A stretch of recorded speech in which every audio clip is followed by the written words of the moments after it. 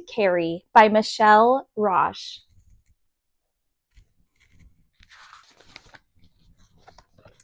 For my daughter, may you always decide which words become part of who you are and which to let go. She loved to explore. Wherever she went, her little backpack went too.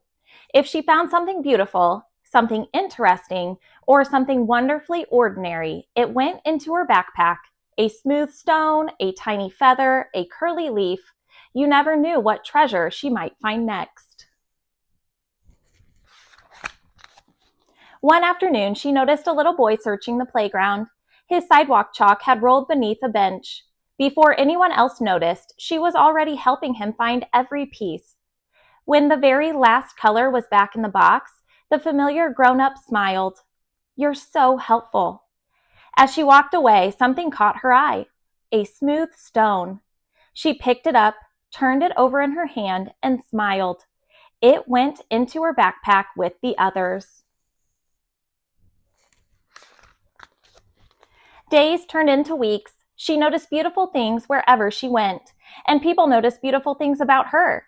You ask wonderful questions. That was brave. That was kind. Each time she found another smooth stone. Each time it found a place in her backpack. Little by little, her collection grew. One afternoon, she was laughing so hard with her friends that tears filled her eyes. A familiar grown-up smiled. "You're getting a little loud."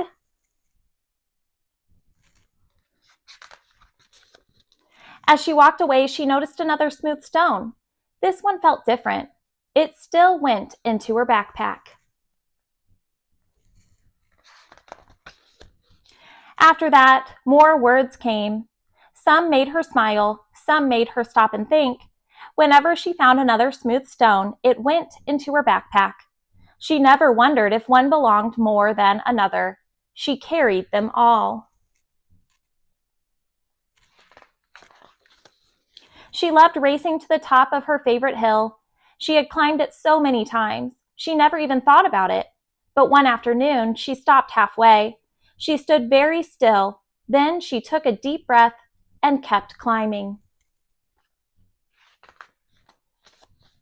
At the top of the hill, she sat quietly for a while. The familiar grown-up sat down beside her. After a moment, they smiled. "Your backpack looks heavy." She slipped it off her shoulders. For the first time, she agreed. She unzipped her backpack and peeked inside. There were so many smooth stones. Some she remembered right away. Some she had almost forgotten. She gently poured them onto the grass, one by one. They waited to be picked up. She picked up the first stone. Helpful. She remembered the little boy searching for his sidewalk chalk. She remembered finding the very last piece. She smiled. This one still belongs. She slipped it into her backpack. She picked up another stone. Small. She remembered the day she knew the answer, but didn't raise her hand. She remembered believing her voice didn't matter. She held the stone for a long time. Then she took a slow breath. "I don't think this belongs with me anymore." She placed it gently beside her. She picked up another stone, then another. Some made her smile, some made her laugh, some made her sit quietly for a while. One by one she remembered. One by one she chose. Soon there were two little piles, the stones that still belonged, and a stone she was ready to set down. She gathered the stones from the little pile beside her.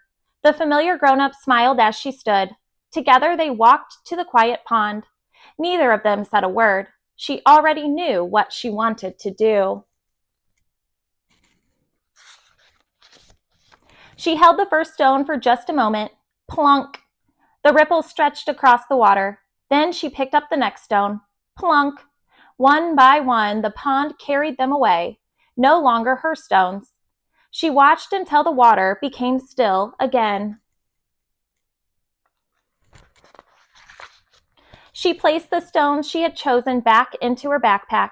Helpful, curious, brave, kind. The backpack wasn't empty. It was just the right weight.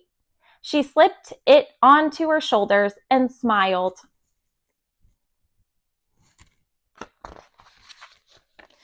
She wandered down the path toward home. Something caught her eye. A smooth stone. She picked it up. She turned it over in her hand. She smiled. Then she tucked it into her backpack and kept walking.